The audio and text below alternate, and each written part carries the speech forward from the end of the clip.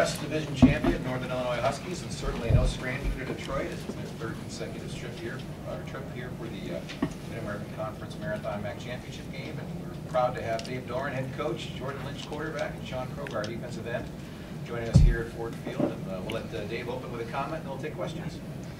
Thank you, Ken. Just very excited to be back and to defend our championship and to have our third straight MAC West championship, and have these two guys. We were here, doesn't seem like very long ago, for the preseason meetings, and to walk down that tunnel again is a lot of deja vu, which is a good thing. And just really excited about the matchup. I think Kent State's a terrific team and very well coached, and it's been a great week of preparation. I know our guys are excited to play, and feel really good about our game plan, and just wish it could get here tonight instead of tomorrow. You know, the wait's going to be tough, but you know, we're really excited about the opportunity to go out and play tomorrow. So with that, I'll open it up. What does it mean to be in a controlled environment here this time of year as far as operating and executing plays? It helps. I think it helps your kicking game a lot too. You know, especially last week was tough. We played in a blizzard, but you know, there's certain quarters, you know, at this time of the year where you kind of can't kick off a certain way, and obviously when you get in a game like this where it's 60 minutes of no wind, that's a pretty good situation, I think, for both football teams. And I know for a quarterback, probably just to know that there's nothing that can get in the way of the football that way. And you know, it's a great venue for a game as well, so look forward to that. Talk about your quarterback. Obviously, if he's in any other conference, you'd be talking Heisman. You know what I mean? We are talking Heisman. We have been for a while. So I think Jordan is very consistent. He plays hard. He's a leader. He's tough. He's productive. He's competitive. He plays the game with passion and wears it on his sleeve, and is a great representative of our program. And you know, we don't let him get a big head. We make fun of him a lot too, but he does a great job representing our program, and fun guy to be around, and I know the defense appreciates how hard he works as well. Yeah, Jordan, can you talk a little bit about the pressure, how you're dealing with the pressure of the Heisman talk and this championship game? Yeah, you know, with the Heisman talk and everything, you know, it's great to have a campaign, you know, the Northern Illinois, the committee and everything, just, you know, putting together a campaign. That's great. And, you know, I try not to focus about it. You know, all that stuff's for the banquet, I like to say. And, you know, we're just worried about, you know, coming back here and just winning another championship. Jordan, could you talk about your success running the football and the kind of threat you are and why you're so successful at it? Nobody's been able to start. Yeah, our guys up front and our running back, you know, do a good job of, you know, getting to the second and third level, blocking, and, you know, just lower my pads, you know, just continuing runs, and you know, I thought those guys did a great job. You know, they make the holes easy for me. Jordan, when you came to Northern Illinois, did you ever envision that at some point in your career they'd be talking about BCS, anything like that? Yeah, coming into this program, I knew we were up on the rise, and you know, Coach Kill, you know, did a great job. You know, he recruited me, then Coach Doeren took over, and you know, sky's the limit when Coach Doeren came, and you know, we're doing a good job so far. There's just a lot of guys on his team that just love to get after it and love to play football. Can you talk about your opportunity now to play in this game after being here, obviously watching last year? Right, yeah. Yeah, just being here, watching it, you know, for 2 years in a row, got a couple plays, and, you know, now that I'm starting, you know, it's a dream come true, you know, being in a game like this. Ever since I was little, I was always thinking about the big game and playing in championship games, and, you know, it should be fun. Sean, could you talk about the Kent running attack, Doeren, Archer, and Doeren, what it'll take to stop him? You know, they got a good offensive line. I think that's where it starts, especially their right side, their left side, our right side. So it's going to take a physical game up front. That's one of our goals, to dominate the line of scrimmage as a defensive line. And obviously, Jordan Archer and Doeren are both good running backs, and we're going to have to tackle well. That's what it's going to come down to, tackling well and squeezing holes. And they're going to get their plays, but as long as we continue to do what we're supposed to do throughout the game, we'll be all right. Yeah, Jordan, everybody talks about your running ability. Do you think you're underrated as a passer, and Coach can talk on this too? Yeah, I would say so. You know, I think because I run the ball good, you know, people have that knock on me that I can't throw. But, you know, I'm a quarterback first. I like to throw the ball first if it comes down to it. You know, between running and throwing, I'd rather throw it. So, yeah, I think I have the knock on me, but I think I throw the ball, you know, fairly well. Can you talk about your one quarter against Toledo when you threw for 296 yards. Did that kind of tell everybody that you could throw the ball? Yeah, I would say that. I mean, if you watch that quarter, it was a lot of guys just making plays like Martell. The first play coming out of the third quarter, I think he went 75 yards on just a 2-yard throw or so, and we had a lot of great catches, and we were just in rhythm in that quarter. Can you talk about having a receiver like Martell? Oh yeah, Martell's great. He's a senior and he's playing like it. He has great senior leadership, and whenever things start going a little downhill for us, it seems like he's always the guy to step up and make the play.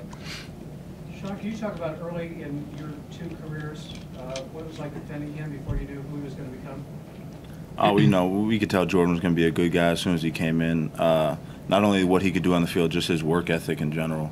I think that's something that you notice right away if you're around Jordan, is his work ethic and, like Coach said, his confidence and his competitiveness.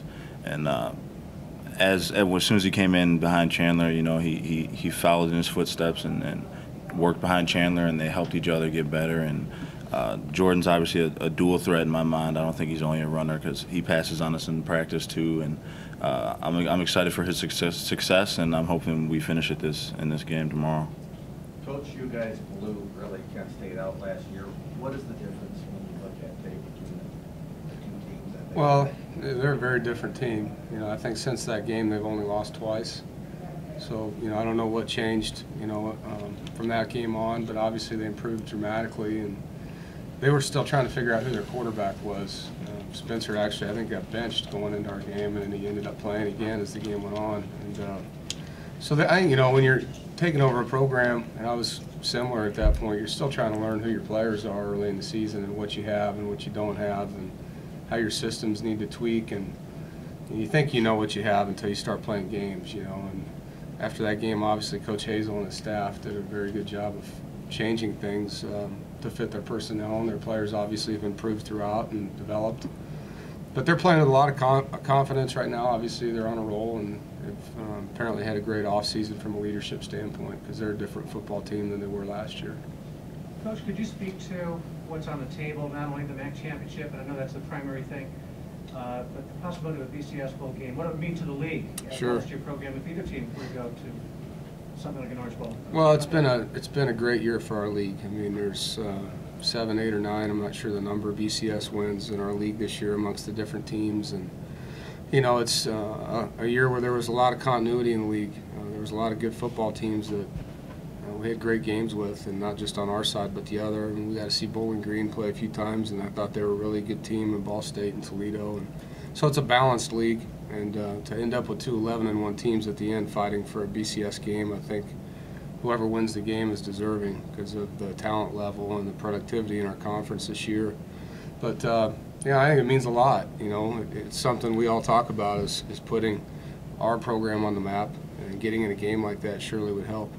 What's it been like this week to kind of have your program and the conference join a national conversation like that? It's been rewarding. I think, a lot of times our players don't get the attention that I think they deserve, and I'm sure the other coaches in the league would share that sentiment, because most of us are in states where there's other schools that get a lot more pub than we do. And so to have a week where, 2 11-1 teams garnered a lot of attention, I thought was great for the programs on both sides. Dave, the MAC championship games have come down to the last minute the last few years. Just talk about the challenge of handling the emotions and the ups and downs of the possible postseason. In a big game, I think it's paramount that you play one play at a time, and you don't get too up and you don't get too down, and you just focus on what you need to do every play and execute. And the adjustments that take place in a game like this between 2 really good teams are important, and that's going to be a big part of the football game. How the coaches adjust, how the players adjust to the speed of the game, and we expect a 60-minute game. I mean, when you get a big game like this, that's how it should be, and if it doesn't end up that way, it doesn't. But I know our guys are prepared for that or more if we need to be. How fortunate do you feel to have a quarterback like you do that takes care of the ball? He does. Right. I mean, they basically are second in the nation. Enforcing turnovers, 22 picks, and yet only 4 this year. Well, that's the key to the game. I think when you play every game, turnover margin's the #1 statistics for wins and losses. And obviously for them, that's the #1 reason, aside from, the rushing attack that they have, in my opinion, that they're where they're at. You have all the interceptions, they're plus 22 maybe, turnover margin for them. it's remarkable what they've done. And so for us to win the football game, that's going to be a huge part of it. And obviously, the body of work that Jordan's had so far indicates that we're in a good position to keep doing that. But we know that they do a really nice job getting their hands up with their defensive line. They've tipped balls at the line and created 8 or 9 interceptions this year. So finding lanes to throw is going to be important. Our offensive line keeping their hands down.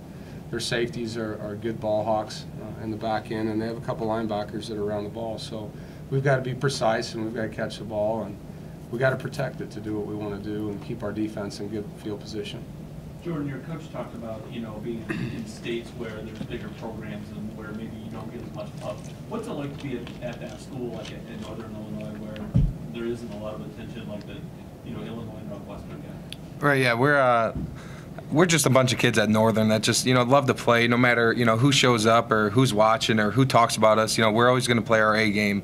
And, we do deserve, we do feel like we do deserve some respect out there. And I feel like we're gaining that as the years go on. But, no matter who watches or what, we're always going to put our A game on the field. Is it tough sometimes not to kind of get the attention when you feel like you're working so hard? At times, I think if you stop and think about it, it could be tough. But once again, we don't even stop and think about it. We just go out there and just play football. For both players, is obviously maybe with the 2 teams ranked, with the BCS out there, it's maybe more attention nationally watching this game. What would you like the rest of the country to know about what the MAC and what's like playing in the MAC about your teams?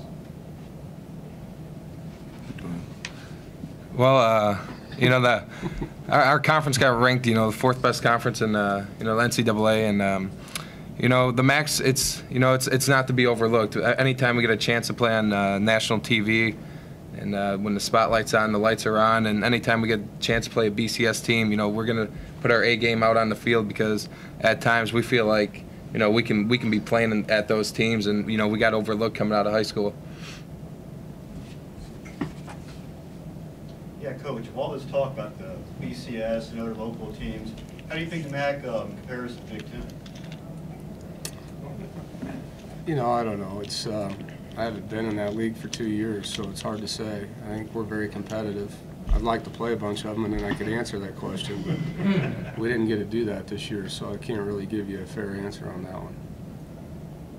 Sean, when you play a team like Kent with 2 big running backs, is it easy to forget about the quarterback?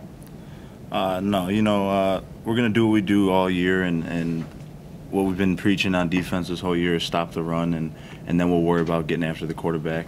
Obviously, we know the quarterback takes care of the ball, and he can drive their team down the field if he has to. But I think we're going to focus on number 1 and number 34, and if we can shut them down, we feel like our offense is going to have enough firepower to score points, and we'll be fine on defense. Coach, can you talk a little bit about Archer? Yeah, it's he's fun to watch. Defending him's a different story. It's a great challenge for our guys. And he's not just a fast guy, he accelerates and changes direction, but he does run with a purpose and break tackles and has great vision and has great reaction to where holes go.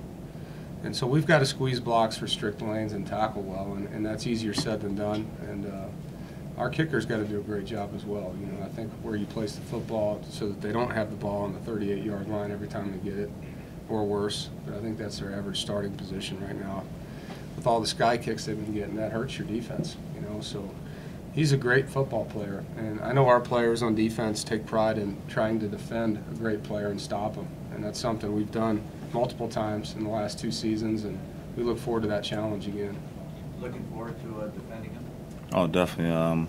Like Coach said, he's a great player. There's no denying that, but at the same time, we think our defense, playing the way that they are and the way that our coaches are putting in position to make plays, we should be able to hold him to a smaller amount of yards than he's been getting, but at the same time, we know he's going to get his plays, and as a defense, we're going to have to continue to play and not worry about the ups and downs and just stay confident throughout the whole game. Coach, is it a matter of picking and choosing when to challenge him, so to speak, and when to just go ahead and coach it? You see The kicks? Yeah, we'll have to see. Yeah. We'll have to see. They've lined up a couple different ways back there, too, where, sometimes there are some places you can sit the ball down where you're not going to get a return. And some part of it will be Tyler Weedle, and he is a very good kicker. without a wind and in the environment we're going to be in, it might be a situation where we think he can kick the ball out of the end zone. And so if he can do that, then we'd be extremely happy. So, you know, pregame is going to be pretty big on what we end up deciding to do with some of our kick placements, just watching him kick. Jordan, you guys won the MAC title for the first time in 28 years. What would it mean to repeat that title? Definitely, you know, just keep our program, you know, on the map, and you know, just coming back and being consistent. And I mean, it would be huge for the program. Dave, same question.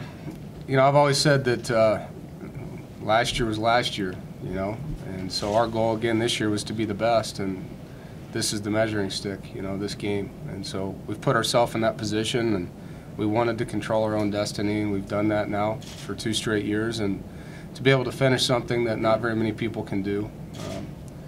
And on top of that, I think, you know, to me, the legacy our team wants to have is being the winningest team in IU football history, and this win would do that. There's never been a 12-win team, and so that's something that we're striving for as well. And so this game means a lot to us personally from that standpoint.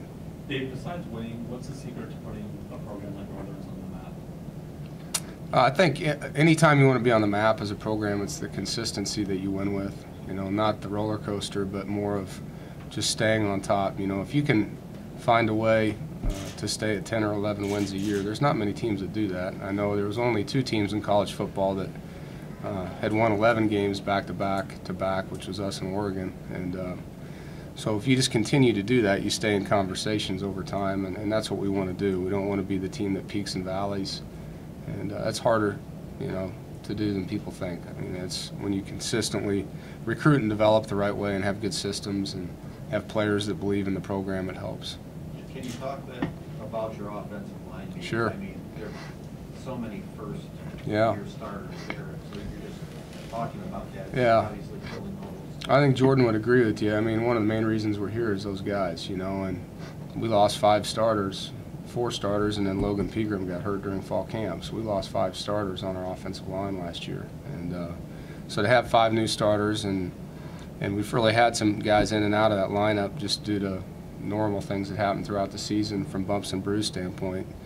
And we're tied for least sacks given up in the league, and we're the #1 rushing offense in the league. So I don't know how you can, obviously Jordan's a good football player, but it all starts with what happens on the snap. You know, are we putting a body on a body and making holes and finishing blocks and keeping people off of the runners? I'd say yes, we are. You know, now tomorrow we have a great challenge because I think they have one of the best fronts we've played against. So it's going to be a great matchup for our offensive line tomorrow.